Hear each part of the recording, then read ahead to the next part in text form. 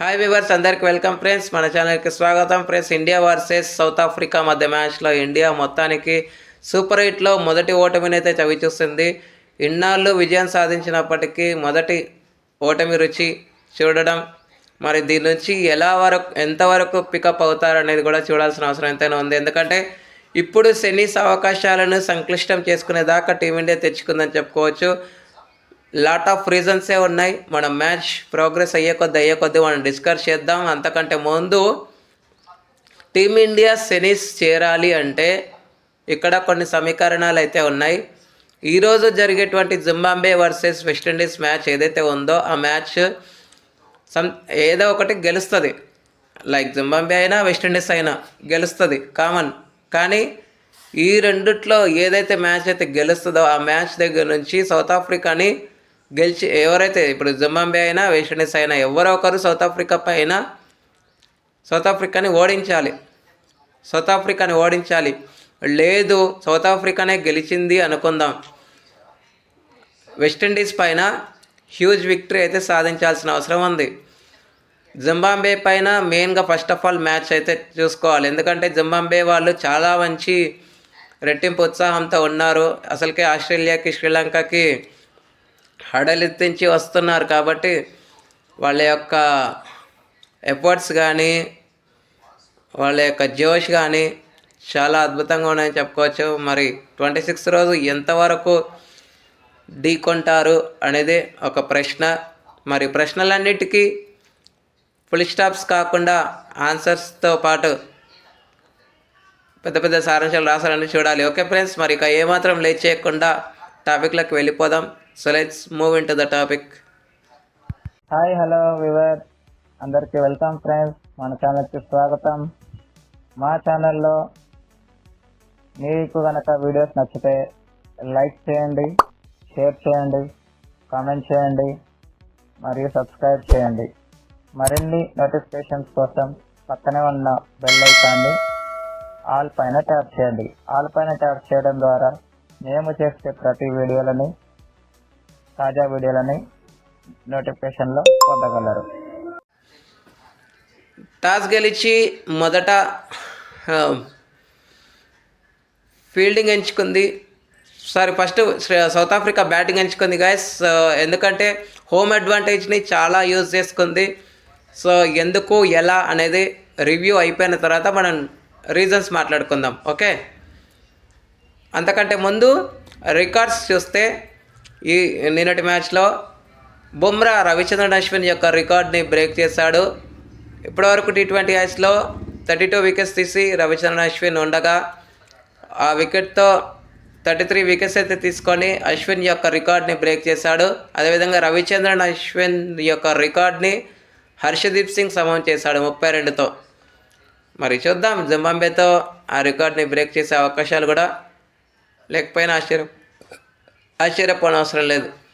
Okay, ఇక స్ట్రైట్గా మనం టాపిక్లోకి వెళ్తే టాస్ గెలిచి మొదట బ్యాటింగ్ అయితే ఎంచుకుంది సౌత్ ఆఫ్రికా. దానికి తగ్గట్టుగానే ఇండియాకి మంచి స్టార్ట్ అయితే వచ్చిందని చెప్పుకోవచ్చు. 12 దగ్గర ఫస్ట్ వికెట్, 19 దగ్గర సెకండ్ వికెట్, 20 దగ్గర థర్డ్ వికెట్, వరుస క్రమంలో వికెట్లు అయితే కోల్పోతూ వచ్చింది. ఫస్ట్ డికాక్ 7 రన్స్ వేసి బుమ్రా బౌలింగ్లో అవుట్ అయ్యాడు. తర్వాత హ్యాడెన్ మార్క్రమ్ కూడా ఏమాత్రం విజృంభించలేకపోయాడు, తను కూడా అవుట్ అయ్యాడు. అండ్ రైల్ రికెల్టన్ కూడా 7 రన్స్ వేసి తను కూడా అవుట్ అయ్యాడు.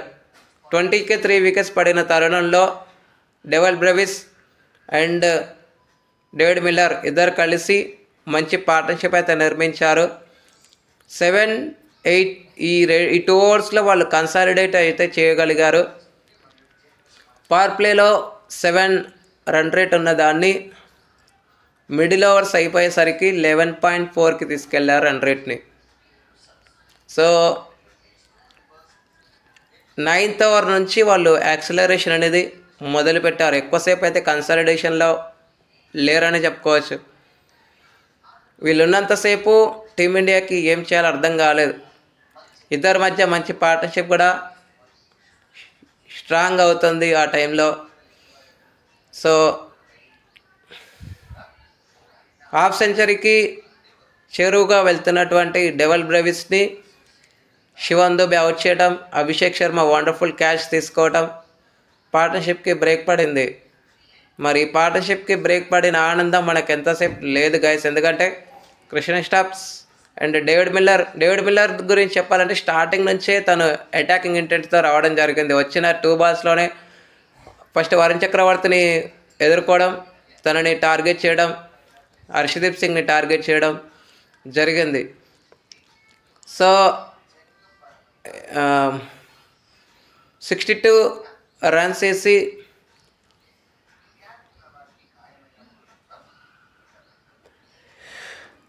62 రన్స్ వేసి మొత్తానికి డేవిడ్ మిల్లర్ కూడా అవుట్ అయిన తర్వాత మళ్ళీ వికెట్స్ కన్సాలిడేషన్లో ఉండిపోవడం జరిగింది. కథ మొదటికి వచ్చింది. బుమ్రాకి అదే ఓవర్లో అపీల్ కూడా జరగలేదు. బుమ్రానే క్యాచ్ తీసుకోవడం, అది రివ్యూకి వెళ్ళిపోవడం జరిగింది. చాలామంది డాట్ బాల్ అనుకున్నారు కానీ అది కాట్ బిహైండ్ అవ్వడం, వికెట్ రావడం జరిగింది. సో లాస్ట్లో హార్దిక్ పాండ్యా వేసినటువంటి ఏదైతే ఓవర్ ఉందో ఆ ఓవర్లో 20 రన్స్ రావడం వల్ల 187 రన్స్ అయితే స్కోర్ చేయగలిగింది. లాస్ట్ 19.5, 19.6 2 బాల్స్లో 2 సిక్సెస్ అయితే సాధించడం జరిగింది. దానివల్ల 187 బిగ్ టోటల్ అయితే టీమిండియా ముందు పెట్టగలిగారు. వికెట్స్ చూస్తే శివన్ దుబే, వరుణ్ చక్రవర్తి తలా ఒక్కొక్క వికెట్ తీసుకోగా బుమ్రా 3, హర్షదీప్ సింగ్ 2 వికెట్లు అయితే తీసుకున్నారు. అనంతరం లక్ష్య ఛేదన ఆరంభించిన టీమిండియాకి ఆదిలోనే ఎదురు దెబ్బ. ఇన్నింగ్స్ ఫస్ట్ ఓవర్ 4th బాల్లోకి ఇంకా అకౌంట్ కూడా ఓపెన్ చేయలేదు టీమిండియా. అప్పుడే మార్కో యాన్సన్ దగ్గర నుంచి వికెట్ అయితే సంపాదించడం జరిగింది. Marco Jansen in form batter Ishan కిషన్ని అవుట్ చేయడం జరిగింది. ఎవ్వరు మాత్రం కాదన్నారు. ఎందుకంటే ఇన్ఫామ్ బ్యాటర్ ఇషాన్ కిషన్ ఎన్నో రన్స్ అయితే చేసి ఉన్నాడు ఈ వరల్డ్ కప్లో. అట్లాంటి ఇషాన్ కిషన్ ముందుగానే వెళ్ళిపోవడం పెద్ద బ్లో అయితే పడింది వానికి అని చెప్పుకోవచ్చు. సో ఎప్పుడైతే బ్యాక్ టు బ్యాక్ 3 డక్స్తో వెళ్ళిపోయాడో అభిషేక్ శర్మ, ఈ మ్యాచ్లో 4తో తన ఖాతాను ఓపెన్ చేయడం జరిగింది మొత్తానికి. తర్వాత తిలక్ వర్మ కూడా 1 రన్ చేసి అవుట్ అయ్యే సమయానికి score 5 for the loss of 2 wickets. ఈ గ్రౌండ్లో సూర్యకుమార్ యాదవ్తో కలిసి కొంత పార్ట్నర్షిప్ బిల్డ్ చేస్తున్న టైంలో పార్ట్నర్షిప్స్ అయితే ఎక్కడ కూడా రావట్లేదు అని చెప్పుకోవచ్చు, రాలేదు. సో తను 15 రన్స్ వేసి అవుట్ అయిన తర్వాత సూర్యకుమార్ యాదవ్ కూడా 18 రన్స్కి అవుట్ అయ్యాడు. ఈ క్రమంలో వాషింగ్టన్ సుందర్ని అప్ ద ఆర్డర్ ప్రమోట్ చేశారు. తను ఆకట్టుకున్నది ఏమీ లేదు. తను కూడా 11 రన్స్కి అవుట్ అయ్యాడు. కన్సాలిడేషన్లోనే ఉండిపోయారు మన వాళ్ళు. అసలు అటాక్ చేయాలి అన్న ఇంటెంట్ అయితే ఎవరి దగ్గర నుంచి కనిపించలేదు. చాలా వరకు కన్సాలిడేట్ చేశారు. అంటే మినిమం టు మినిమం T20 ఫార్మాట్లో చెప్పాలి అంటే 1 to 2 బౌండరీస్ అటాక్ చేస్తే రన్ రేట్ దగ్గర వరకైనా మనం వెళ్ళిపోవచ్చు. రన్ రేట్ని చెక్లో పెట్టుకోవచ్చు. క్లోజ్గా ఓడిపోయినా పర్వాలేదు, బట్ క్లోజ్గా ఓడిపోవచ్చు. గెలవాలన్న ఇంటెంట్ కానీ టార్గెట్ చేయాలన్న ఇంటెంట్ కానీ టీమిండియా దగ్గర నుంచి కనిపించలేదని చెప్పుకోవచ్చు. సో హార్దిక్ పాండ్యా వచ్చాడు. హార్దిక్ పాండ్యా కూడా 18 రన్స్కి తను అవుట్ అయిన తర్వాత మళ్ళీ వికెట్ల పతనం మళ్ళీ రెగ్యులర్ ఇంటర్వెల్స్లో స్టార్ట్ అయింది. కొంతవరకు వికెట్ల పతనాన్ని ఆపగలిగారు ఇద్దరు కలిసి, శివన్ దుబే అండ్ హార్దిక్ పాండ్యా. బట్ హార్దిక్ పాండ్యా 18 రన్స్కి అవుట్ అయిన తర్వాత మళ్ళీ కొలాప్స్ అనేది కథ మొదటికి వచ్చింది. శివన్ దుబే పుణ్యమా అని చెప్పేసి 100 వరకైనా రీచ్ అవ్వగలిగింది. లేకపోతే 100 బిలో 100కే మనము ఆల్అవుట్ అయ్యేవాళ్ళం. శివన్ దుబే 42 రన్స్ వేసి ఎప్పుడైతే అవుట్ అయ్యాడో టీమిండియాని ఆల్అవుట్ చేయడానికి ఎంతో సమయం కూడా పట్టలేదు సౌత్ ఆఫ్రికాకి. తత్ఫలితంగా 76 రన్స్ తేడాతో సౌత్ ఆఫ్రికా గెలిచింది. ఇకపోతే రీజన్స్, అంతకంటే ముందు వికెట్స్ చూస్తే wickets first of all Marco Jansen టోటల్గా కేశవ్ మహారాజ్కి 3 వికెట్లు రాగా మార్కో యాన్సన్కి 4 వికెట్లు వచ్చాయి. బాష్కి 2 వికెట్లు, ఇంగిడికి 1 వికెట్ అయితే రావడం జరిగింది. Player of the match award అయితే డేవిడ్ మిల్లర్కి వచ్చింది. ఇక ఓటమికి గల కారణాలు. బ్లాక్ సాయిల్ని ఎప్పుడైతే నమ్ముకున్నాడో గౌతమ్ గంభీర్ చాలా వరకు మనం చూస్తే WTC సైకిల్ దగ్గర నుంచి కానీ ఓడిఐ సిరీస్లో అయినా కానీ వెడిసిగొట్టింది. రెడ్ సాయిల్లో మ్యాచెస్ అపోజిషన్ గెలుస్తుందా లేదా పక్కన పెడదాం, బట్ 11 పిచ్లు ఉన్నాయి. బ్లాక్ సాయిల్ని ఎందుకు నమ్ముకున్నారు ఇదొకటి. అండ్ నెక్స్ట్ ఏంటంటే ఎవరైనా వైస్ కెప్టెన్ని తీసేస్తారా గైస్? మీరే చెప్పండి, కామెంట్స్లో చెప్పండి. ఎందుకంటే అక్షర్ పటేల్ వాషింగ్టన్ సుందర్తో పోలిస్తే అక్షర్ పటేల్ రికార్డ్స్ T20Sలో చాలా చాలా బాగున్నాయి. మీరు చూస్తే T20 వరల్డ్ కప్ 2024లో అదే జరిగింది. టీమిండియా క్లిష్ట పరిస్థితుల్లో ఉన్నప్పుడు అక్షర్ పటేల్, విరాట్ కోహ్లీ యొక్క పార్ట్నర్షిప్ మనల్ని ఆకట్టుకుంది. ఫైనల్స్లోనే కాదు, లీగ్ పేస్లో కూడా కొన్ని మ్యాచెస్ అయితే ఆడాడు అక్షర్ పటేల్ ఎప్పుడైనా సరే, అంటే ICC టోర్నమెంట్సే కాకుండా బయలాటరల్ సిరీస్లో అయినా సరే వికెట్ అంత ఈజీగా త్రో చేయడు. మనందరికీ తెలుసు, ప్రైజ్ పెడతాడు, పార్ట్నర్షిప్ చేస్తాడు. అట్లాంటి అక్షర్ పటేల్ని ఇప్పుడు పాకిస్తాన్తో డక్అవుట్ అయ్యాడు, సరే బాగుంది. విత్ ద ఫీల్డ్ ఏం చేయలేదా? విత్ ద బాల్ ఏం చేయలేడా? 2 వికెట్స్ తీసుకున్నాడు కదా.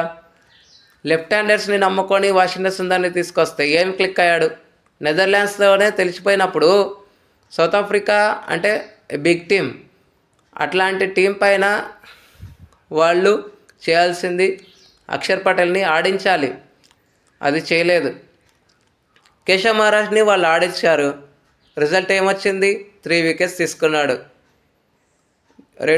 రొటీన్ స్పిన్నర్ అయితే కాదు కదా అక్షర్ పటేల్. ఆమ్ బాల్స్ వేయగలడు. రైట్ హ్యాండర్కైనా లెఫ్ట్ హ్యాండర్కైనా స్కిల్స్తో తీసేటువంటి సామర్థ్యం ఉన్న bowler Akshar Patel. With the ball అయినా, విత్ ద బ్యాట్ అయినా, విత్ ద ఫీల్డ్ అయినా నేను ఉన్నాను అంటూ ఎల్లప్పుడూ ముందుంటాడు అక్షర్ పటేల్. మరి అట్లాంటి అక్షర్ పటేల్ని పక్కన పెట్టి టీమిండియా చాలా వరకు తప్పులు చేసింది. ఇప్పటికైనా మించిపోయింది ఏమీ లేదు. జింబాబ్వేతో, వెస్టిండీస్తో అక్షర్ పటేల్ని ఆడించాలి. బ్యాటింగ్ ఆర్డర్ లోటుపాట్లు ఎలాగో అలాగే ఉన్నాయి. ఫీల్డింగ్ లోపాలు కూడా ఉన్నాయి గైస్. మనకి లీగ్ పేసెస్లో కనిపించలేదు కానీ చాలా వరకు క్యాచెస్ అయితే డ్రాప్ చేశారు. USA అయినా సరే, నమీబియాతో, పాకిస్తాన్తో క్యాచెస్ డ్రాప్ చేసినప్పుడు మీరు చూసారు హార్దిక్ పాండ్యా యొక్క ఫైర్. తర్వాత నెదర్లాండ్స్తో కూడా దగ్గర 3 క్యాచెస్ డ్రాప్ చేశారు. టోటల్గా కలుపుకొని 4 మ్యాచెస్లో 9 క్యాచెస్ డ్రాప్ చేశారు. దీన్ని బట్టి చెప్పవచ్చు మన ఫీల్డింగ్ యూనిట్ ఎంత బలహీనపడింది అనేది. సో బ్యాటింగ్ ఆర్డర్లో కూడా లోటుపాట్లు అయితే ఉన్నాయి. నిన్న సౌత్ ఆఫ్రికా అన్ని బాక్సెస్ టిక్ చేయగలిగారు గైస్. హోమ్ అడ్వాంటేజ్ని చాలా వరకు యూజ్ చేసుకున్నారు. టీమిండియాకి కాదు హోమ్ అడ్వాంటేజ్ సౌత్ ఆఫ్రికాకి అని మనకి తెలుసు. ఎందుకంటే గత 3 మ్యాచ్లు ఇండియా మ్యాచ్ కంటే ముందు ఉన్న మ్యాచెస్ 3 మ్యాచ్లు వాళ్ళు అహ్మదాబాద్లోనే ఆడారు. అకార్డింగ్ టు ద కండిషన్స్ వాళ్ళు అడాప్టబిలిటీ అయ్యారు. ఆ గ్రౌండ్కి, ఆ క్లైమేట్కి, అన్నిటికీ అయ్యారు. సో ఎవరికి హోమ్ అడ్వాంటేజ్? సో చాలా వరకు అయితే మిస్టేక్స్ ఉన్నాయి గైస్. బ్యాటింగ్ కోచ్ కానీ ఫీల్డింగ్ కోచ్ కానీ వర్క్లోడ్ అయితే చేయాలి, తప్పదు. మేజర్గా చెప్పాలి అంటే ముఖ్యంగా ఓవర్ కాన్ఫిడెన్స్ అనేది టీమిండియా తగ్గించుకుంటే చాలా చాలా మంచిది. గౌతమ్ గంభీర్జీ ఇప్పటికైనా మీ యొక్క రొటేషన్ పాలసీలు ఆపి విన్నింగ్ మొమెంటంతోనే కంటిన్యూ చేస్తే బాగుంటుందని మా యొక్క విజ్ఞప్తి. Okay friends, thank you. మరి మీరు ఏమైనా చెప్పాలనుకుంటే కామెంట్ బాక్స్లో చెప్పండి, I will give the reply. Thank you friends. ఇలాంటి అప్డేట్స్ కోసం ఛానల్ని సబ్స్క్రైబ్, షేర్, లైక్, కమెంట్ చేయండి. మరొక అప్డేట్తో మీ ఉంటాను ఫ్రెండ్స్. అంతవరకు సెలవు, నమస్కారం.